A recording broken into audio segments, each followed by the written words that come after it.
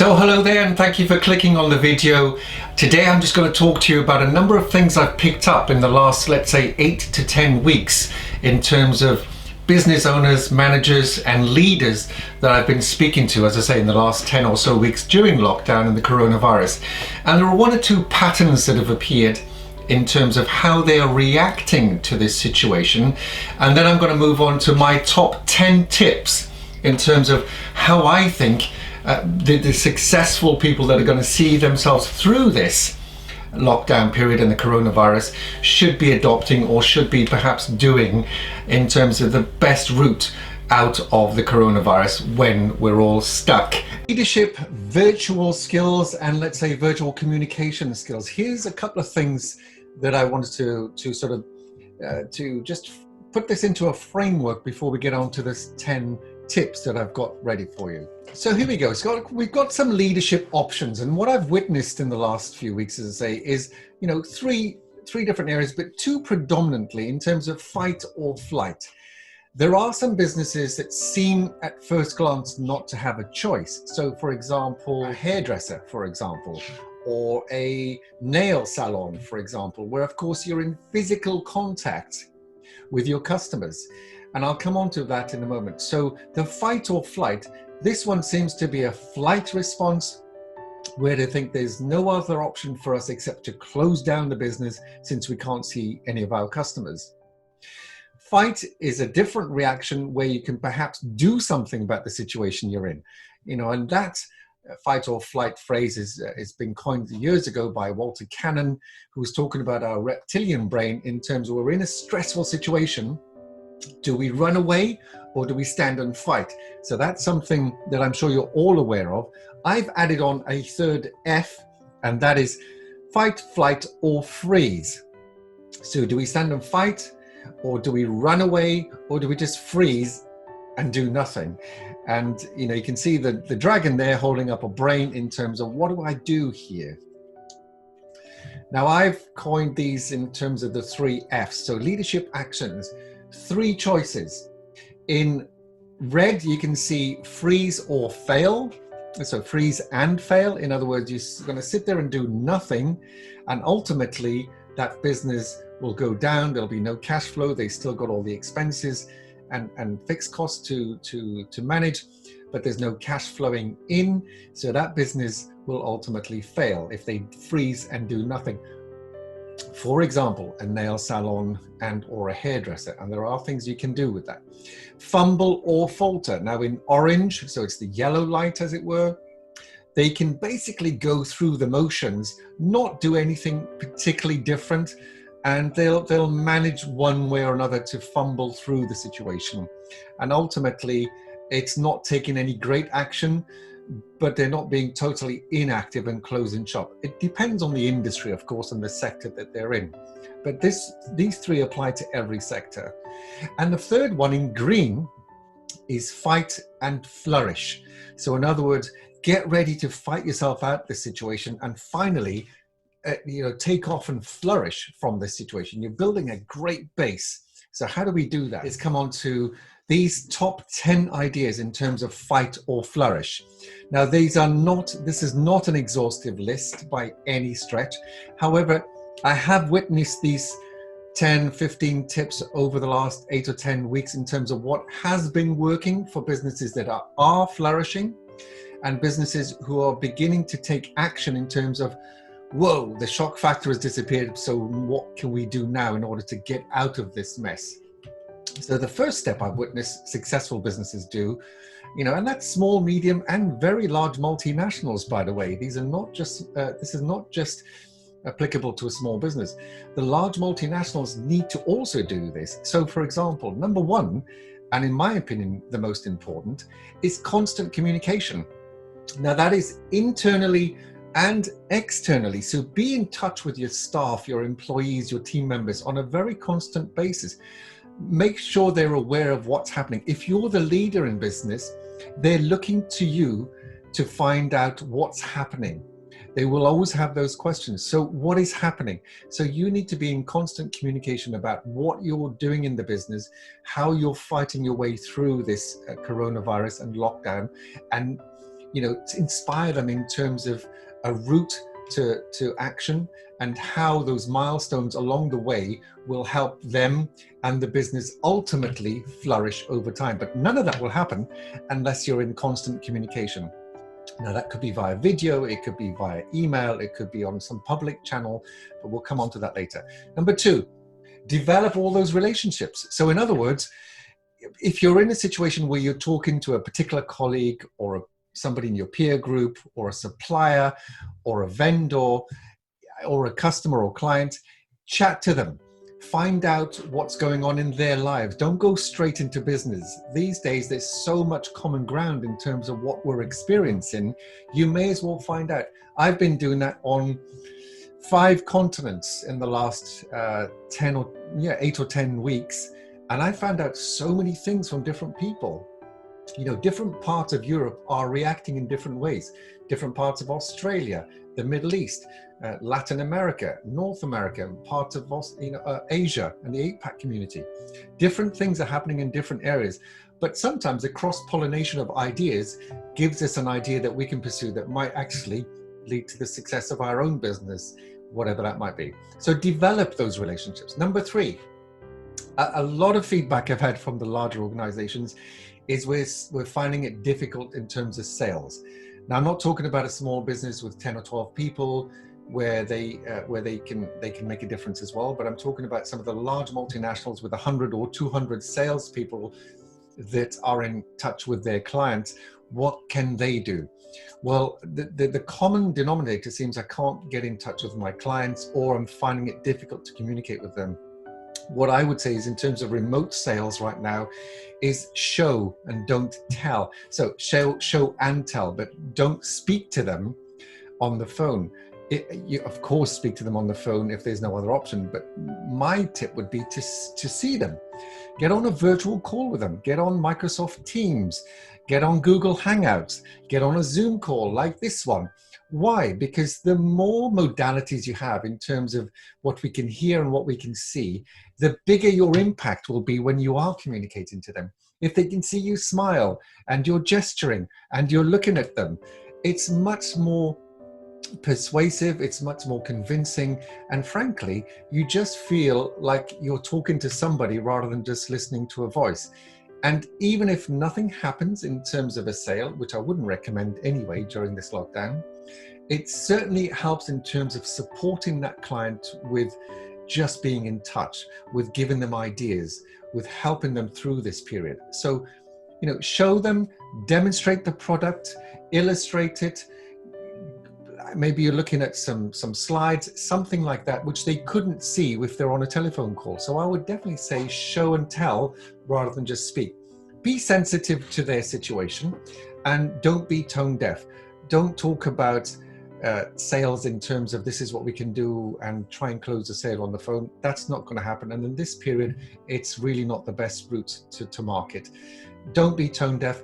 Empathize with their situation fully and do be sensitive to their situation. Number 4, cash analysis. I'm not going to spend too much time on this one, but it has come up consistently with the business owners and larger organizations I've been talking to. There are so many bank incentives out there and government incentives. They're certainly the case in the UK with the furloughed workers and a whole bunch of other incentives, from really cheap bank loans that don't have to be paid back for 12 months to all sorts of incentives from the government to make sure your business stays afloat. Check on it in your own country. There will be some kind of incentive there too. And the other one with that one is eliminate all unnecessary expenses, number 5. So for example, in our own business, we've had all sorts of direct debits and stand-in orders for virtual products or online products that we just haven't used, and in some cases for months or even a year or so. So we've just cut all of those back. They were just unused and completely unnecessary. And I'm sure that's the case with some other businesses, because the conversations I've had, they've also found expenses they just don't use the services for. So cut them out. Build clients. Now, what I'm talking about on this one is it turns out that most platforms now, in terms of social media and traditional media, particularly radio, if that's your thing, have slashed their costs in terms of advertising. So now it's probably a great time to build your client base in terms of getting your message out there, in terms of what you do. It's not selling, you're just growing your awareness in the market. And ultimately, after the lockdown, of course, as long as more people know about you, that's got to be a good thing. You could provide some kind of service on the radio, on social media, about what you can help them with, whatever product or service you're in. For example, I mentioned the hairdresser earlier, where they cannot accept people into their shop because obviously you have to physically touch somebody in order to cut their hair. But what are they doing? They're supplying video tutorials on YouTube to their customers, which I think is a fantastic idea. And it's the same with the nail salons. They can do the same with the nail salons, how to put on makeup or do your nails, with video tutorials from their own salon, rather than just the generic ones you get on YouTube. Because there's a personal message there from the owner. And as long as you've got all their email addresses or you point them to a YouTube channel, they're able to benefit from knowing you and your business. So what a great idea. And that's something that business, those two business owners will not regret in the future. In fact, if anything, a lot of their customers will come flooding back and recommend and refer more customers to them in the future, I'm sure. So that's what I meant by build client base. The advertising costs now have been slashed, and it's well worth taking advantage of that. And what does it do? It creates massive loyalty. As long as you give massive value up front at no cost. So whatever your expertise is, give it out to your customers right now. Don't delay another day. Give it to your customers right now, whatever that is. If you can help them with information, if you can give them video tutorials, if you can help them support their customers in any way, now is the time to do that. So it will create massive loyalty. And on to number 8, social media lives. I haven't done this yet, but we're due to do one at the end of the month, 2 in fact. So that's a live demonstration of what you're doing and or your services that you provide. Now, live tends to be better than a video recording because it's interactive with your customers in real time. So if there are any questions or discussion or recommendations, or they can share the screen in real time, that's where you create loyalty and you enhance and increase your customer base very, very quickly, of course, with social media. Number 9, free best product and content, and what I've mentioned earlier, in fact. So give out what you can in terms of your best content. I'm finding a lot of engagement now on social media simply because I'm helping, a bit like this video, short bite-sized chunks, 5 or 10 minute tips on communication skills, negotiation skills, sales skills, team development and team dynamics and leadership skills. And as I say, I'm getting much more engagement now from doing those videos than I've ever had in the past. So that's a great thing for you to be doing in terms of either a small business owner, medium, and or a multinational. So pivot and or reposition yourself. So for example, with us, we are now doing online training, which we hadn't done before. I know that's been available for years, of course, but we've never done that. We're always traveling around the world. And honestly, when you're on and off planes and delivering training, the possibility of developing on online programs and courses is quite tough. So now that we've had the time to do that, that's exactly how we're pivoting our business in order to service our clients and ensure they still get the tuition, development and learning that they would have had we been live in a classroom-based situation. So what I'm talking about here are attention hacks. What else can you do to ensure that your customer base and clients are watching or listening to you as a leader? My understanding, and I've had this and I've witnessed this myself speaking to others, is reading, although I love reading, I've got books everywhere and I read all the time, is not the easiest way to consume information these days. There are so many apps out there. Audible is one of them. I made a video about that. The other one, there are so many, obviously the tablet that you get on Amazon. I'm trying to think of the name. The reading tablet, I'm sure you all know what I mean. But reading is not the best way to do it because now all Audible and products like that will read to you or they will narrate the information to you. And why? Because if you're running or you're doing some kind of gym work or class or cooking or cleaning around the house, it's much easier to consume that information. So audio is very big. So if you can, then avoid report and lengthy things to read. The best bet is audio or video. And I understand that the video and audio was something like 4 times minimum stickier. So people are much more likely to watch, let's say, a 17-minute video than if that video was transcribed into a report. They would spend a lot less time reading it. They would rather watch the 17-minute video. And it's perfect from any device at all, whether it's your mobile phone or an old laptop or an iPad, it doesn't matter. Ultimately, video consumption and the audio piece of that video is what they're interested in. And you can do that from any device. I've seen CEOs from very large multinationals supplying updates on LinkedIn and YouTube, for example, very, very well from what looked like a basic phone that's been propped up against some books. And these are very senior people in their organizations and have been around a long time.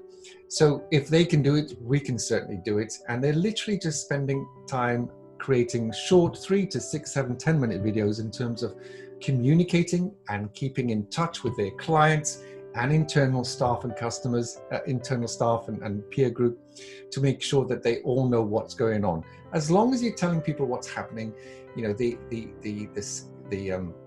their mindset is positive and they're aware of what's happening. So be clear, disclose everything you can, and be transparent, which is the 4th point there, because it's a very real situation for everybody. And as long as we're transparent and we have full disclosure, then people have that empathy with you because you have it with them. They obviously know, like, and most importantly, trust you because you've come out with the information that they know, A, is very useful to them, and B, that you're communicating on a regular basis. And finally, just have fun. Have fun and games online. So get together with your staff, have, you know, a Prosecco party, have croissants on a Wednesday brunch, 11 o'clock, have some quizzes, have some puzzles. There are so many of those online now. I'm not going to list them in this short video, but by all means have a search online. There are so many things you can do with your staff that genuinely have fun with. So finish early on a Friday at 4 o'clock instead of 5:30, have a couple of drinks with your colleagues online, share a few jokes. And as I say, there are so many puzzles and quizzes and things that you can do. Even karaoke was one I heard of lately, which I think is a fantastic idea. And it went down very well. It's not cliched. You know, it really has gone down very well with some of these organizations. So that's just an idea. But have a think about it. Get creative. How you can engage with your own team members so that they're happy. Of course, if they're happier, they're going to communicate with their clients and customers in a nicer tone, in a better mood. And you know, you just pay it forward, basically. So on finally, we've got 5 bonus tips which I didn't talk to you about, but I think they're going to be worth including because I genuinely believe these kind of little strategies help. And the 5 bonus tips are as follows: the AA, and no, not the typical AA you might be thinking of, but in my case, I call it anticipation and action. Now, if you can anticipate something's going to help, if you anticipate something's going to happen, then there's a strong chance that you'll be able to handle it in a far better way. And the reason I say that is because anticipation is power. If you know something is going to happen, then it's much more likely that you're able to handle it. So as long as you take some kind of action. So if you know something's going to happen but do nothing about it, that's when it becomes problematic. So AA in terms of anticipation and action. These acronyms just help me remember them, and hopefully they'll help you remember them. The other one is simply ACT. And by that, I mean appropriate and consistent and tenacious. So take appropriate action, be consistent with that action, and be tenacious with that action. So for example, these videos during the lockdown, the appropriate action I've been taking is sitting down, making time to film them and edit them and distribute them on various platforms. Does it take time? Yes, of course. But ultimately, I'm getting the message out there to you and my clients and my customers, as well as my vendors and suppliers and my own teammates in some instances. And I'm doing that consistently over time. So I'm not just doing it once, I'm doing it every over a certain period and consistently over that period. So it may be every day, it may be every 2 days. But the reason I'm doing that is so there's consistent action over time, not just ad hoc once and then not doing it over a number of days or weeks. So consistent action, and be tenacious about it. What I mean by tenacious is not necessarily the negative meaning of that.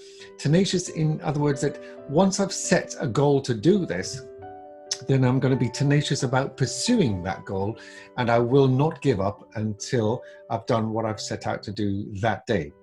This video being a prime example. So, appropriate, consistent, and tenacious action. Just the acronym ACT might help you remember that. And the other things I live by is, where focus goes, energy flows. So in other words, focus for me is absolutely critical. If I've got too much going on, there's a strong chance that none of them will get done very well. So I tend to focus on one thing at a time, and I give myself an action list, an outcome list over the week, and I break it down into a day, and then I break the day into a morning and afternoon, and then several subdivisions of that, to ensure that whatever I've set out to finish by the end of that week gets done on a daily basis once you break it down.